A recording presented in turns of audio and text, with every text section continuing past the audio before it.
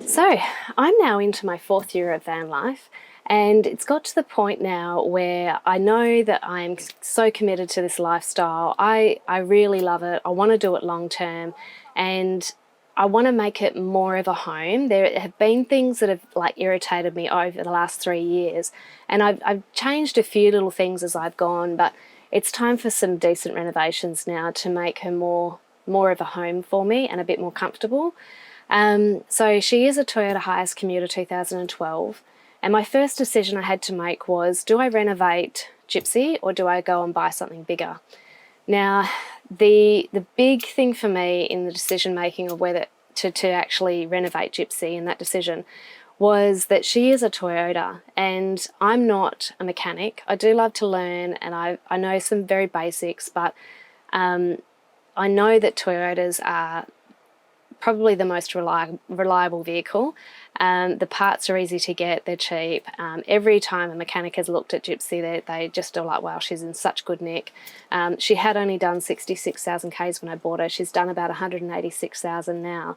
And I believe that she's a petrol, so I believe petrol vehicles can go up to about 500,000 kilometres for the Toyotas.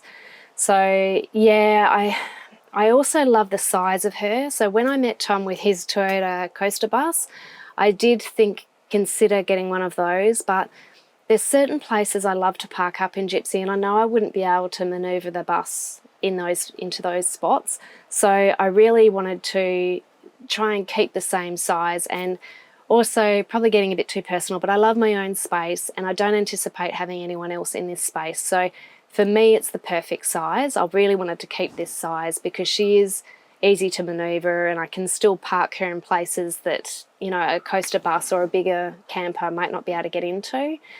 So yeah, there's been a few things I want to change. So let's go through some of those now. Now, I love these walls in my van. They were one of the first things I got done. So I got the local men's shed to cut them, I sort of cut out a template in cardboard. And then they wound up cutting these out for me and I painted them. And I think they are what really makes Gypsy a home because I love the colour. It just makes me really happy, this colour. And I love my mandalas. So I really want to keep them. The only thing is that when I moved into the van, and this is me learning as I go, so I don't, like I said, I'm not a mechanic. So I know that the engine is underneath the front passenger seat, and it also, like the centerpiece, so the front seat is attached to the center console as well, so you have to lift that up to get access to the engine bay. And I'm sorry if I'm stating the obvious to a lot of you, but in case you're like me and didn't know, I thought when you lifted that seat up, you had to like lift it up the whole way back for the mechanics to be able to access everything properly. So every time I get her serviced, I'd take these panels off. So I didn't think I could fix anything behind the seats because when you lift that up, the seat's got to come back.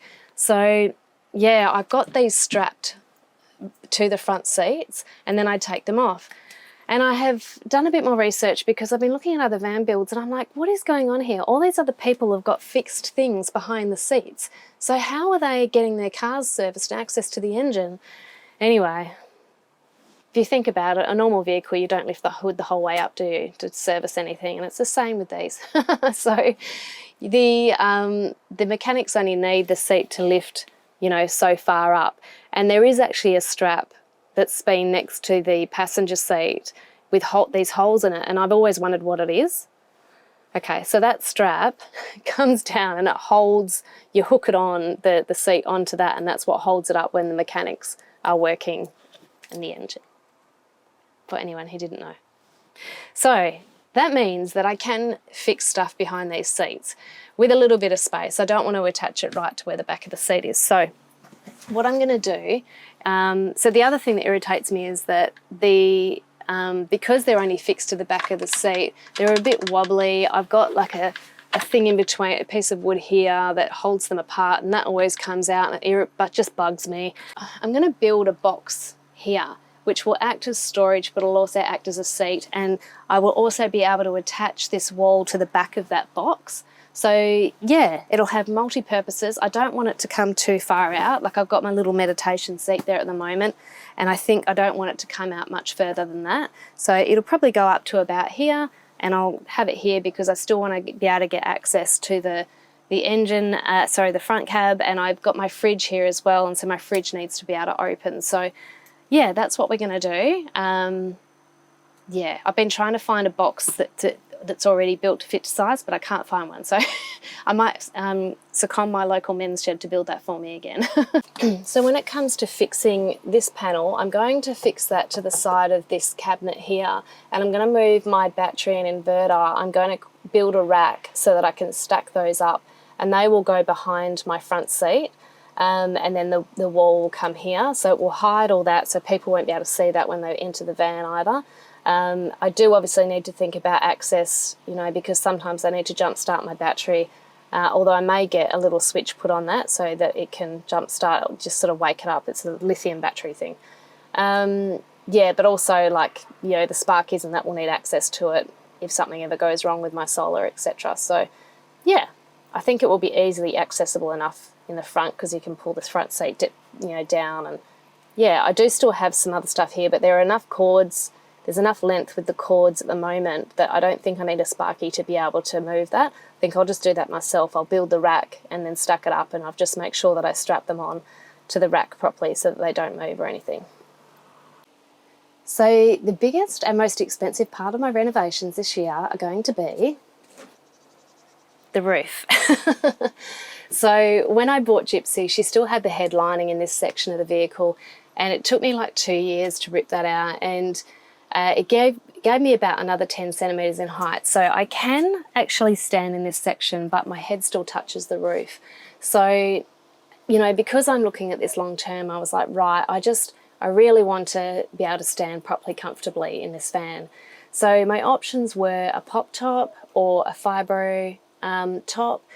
And then I found this other option, which is a pod. So the pop top I didn't really want to do because I want something that's more fixed. I can't be bothered lifting up and putting it down. And it was going to be quite expensive, I think. So I sort of was like, Then I looked at the fibro and I was like, to be honest, I don't really like the way they look, and they do draw a bit more attention because it's quite obvious you're a camper. Plus with crosswinds, it can be a bit, I mean, it's hard to drive Gypsy in high crosswinds at the moment. So it was to have something fixed like that as well.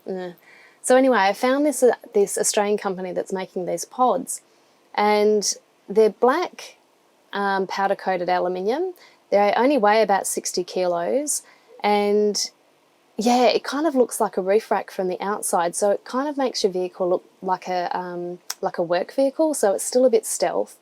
It's going to give me about another 30 centimetres in height. I think it's 28 inside. So yeah, I'm quite excited about that. I know it could potentially still be, you know, with the crosswinds, not so great, but I think it won't be as bad as if I had a fibro top put on, because it doesn't go to the very edges of the vehicle. Anyway, so we are going to do that. I'm not going to do it myself because I don't know how to do it, and I could learn, but hey, I work to earn money so I can do what I do best and pay someone else to do what they do best. So I'm getting a fabricator to put it on, install it.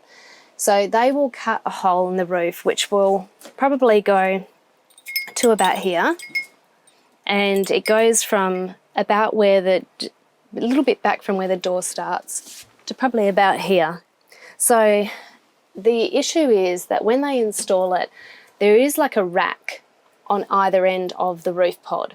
So the rack does sit above the roof itself a little bit. And when I bought Gypsy, her paint job was perfect. And then within a couple of months, I started to get rust on the roof. And I did speak to someone who said these vehicles are actually renowned for having a very thin layer of paint on the roof. And I can kind of agree with that because most of them that I see have some form of rust.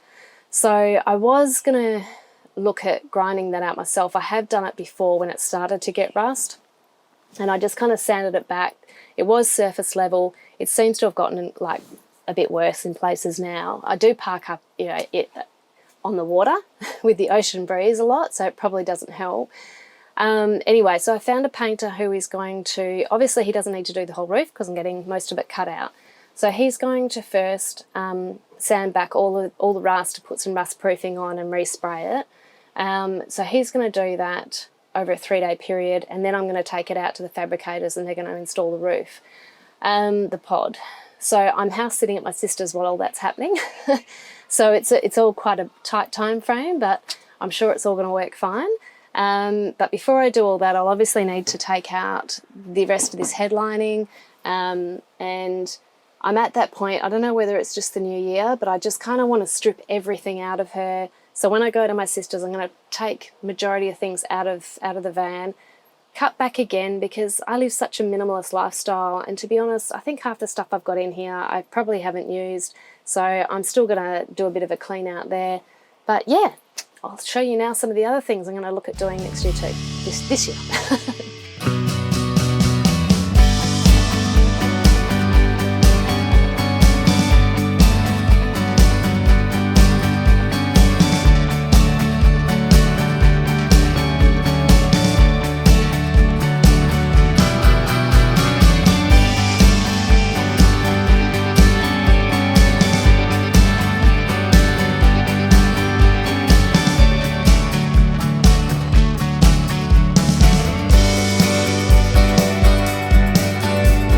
So something else that bothers me quite a bit, I see all these beautiful van builds with all these beautiful cupboards and everything, and I just don't have that in here. And it's the bit of a shame about the Toyotas is because they sort of bend, they curve at the top, so it does make it a little bit more challenging to put cupboards in.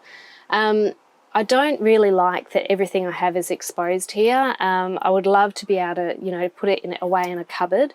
That's just me. I like things like neat and tidy. So it really does bother me with this van, those sort of things. And like even some shelving I've got over my bed and, you know, all that. It's just everything's out for show. And yeah, I just don't like it. So I also have a window behind this shelf here, and I would love to be able to just open that window up as well. Not necessarily the window itself, although I am considering maybe I will do that, because if I have access to the window here and I can open it up, I could swing my tap around and have, you know, a bit of an outdoor shower set up like Tom does. So yes, what I'm thinking about doing is taking this shelf out. Some of the window will still be covered a little bit, but then I might just move that shelf up here or create another shelf that has cupboard, like doors on it. I don't really want the width of it to be much bigger than this because I don't want to be hitting my head on anything either. But I'm going to wait until the roof's done before I do that because I just want to be able to get more of an idea of what everything looks like before I make those sort of changes. So this is the shelf that sits above my bed, and I actually used to have one that was above the head of my bed as well, but I did used to hit my head on it a fair bit, and they don't really attach to the van. They're more just attached to the headlining, and I had heavy books in the other one and it just started to come away, so I took it out. And what I find funny is that this has been fine for over 3 years, and now that I'm renovating it's deciding to come away. So once again, everything in it is still exposed. It's, you know, it's not a cupboard space, it's just a shelf. So that will be coming out as part of me ripping all of this out. And once the roof's in, then I will look at installing some hidden cupboard space that I can put books and things in. So this is obviously my workspace, and that's really important for me because I do work full time. It does bother me how I've got stuff, I keep my laptop bag and my fan and stuff underneath the desk, which does bother me having stuff because I can't quite get close enough to my desk. I do love having the little window there, and the location of it gives me the privacy that I need because I work in finance. So people, if they want to come and say hello, I'm still, you know, everything I'm working on is still hidden. So I do love it here, but I also want to create more space for people. Like if I want to go traveling with my daughter with me, then I want to be able to have a communal space where we can sit and chat and eat. So I'm still working out how I'm going to do it, but I'm thinking that I will move the bed space back a bit, have the desk like a pull-out table here or something, have a box seat under here, which will probably come out a fair bit, and then that way it gives me more storage space. It can act as a seat, and then it may actually potentially act as a second bed. So if I've got a long box seat here, I could potentially have like a pull-out piece of wood that would go to the other box at the door I was talking about that I'm going to attach the wall to, and then that could create another bed space for someone.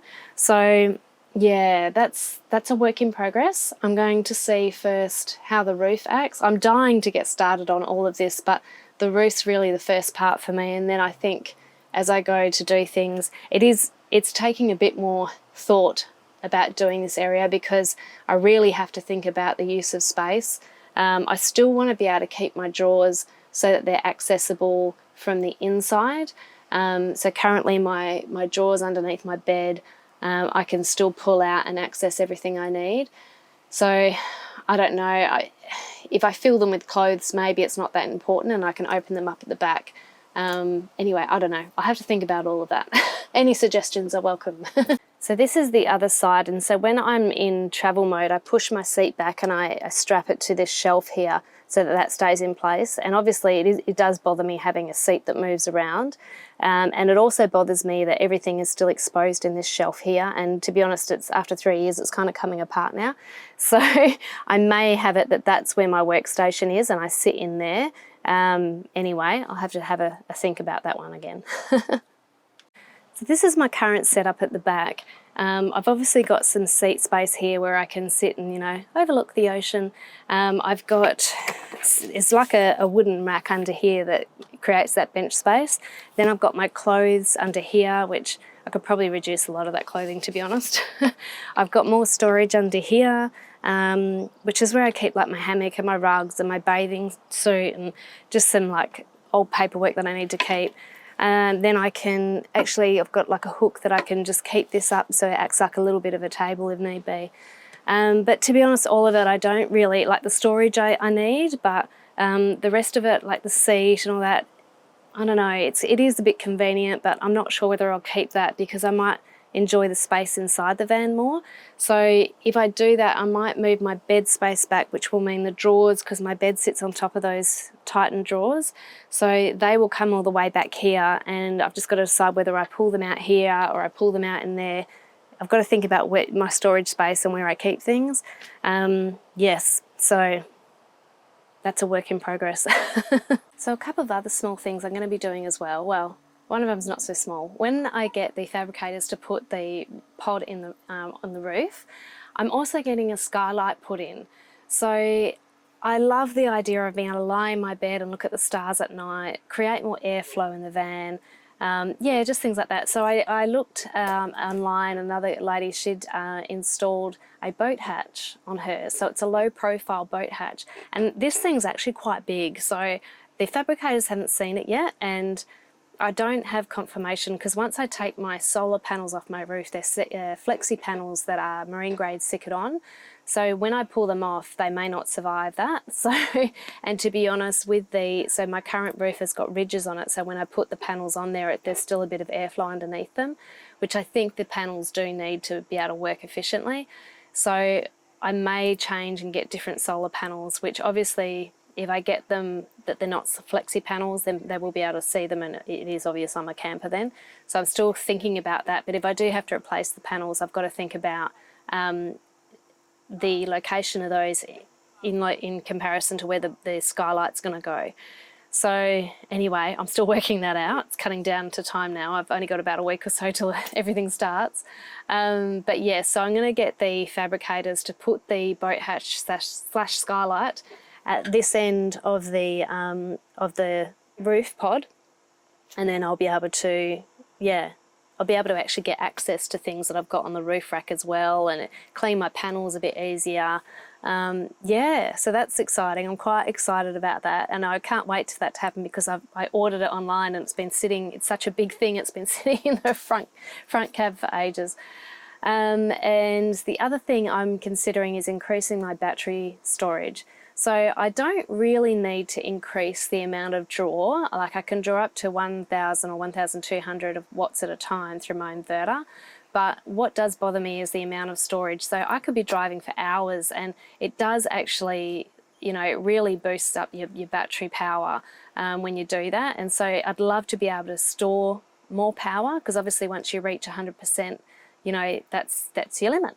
So, and I use that pretty quickly. So I'm considering also getting a second lithium battery put in to increase my storage capacity. So that might be a little bit later in the year. But yeah, I'm really, really excited. I can't wait to start getting it all done. I'm one of those people that once I make a decision to do something, I want it done yesterday. So yeah, I'm only a few days away from starting now. So wish me luck. And I look forward to any suggestions that you might have. Yeah, look forward to sharing the journey with you. Thanks so much for watching that video. If you haven't met me before, my name is Christy. I live, work and travel Australia in my van Gypsy. I am an artist and my artwork is available as prints or on t-shirts and bags on my website. The link is in my bio.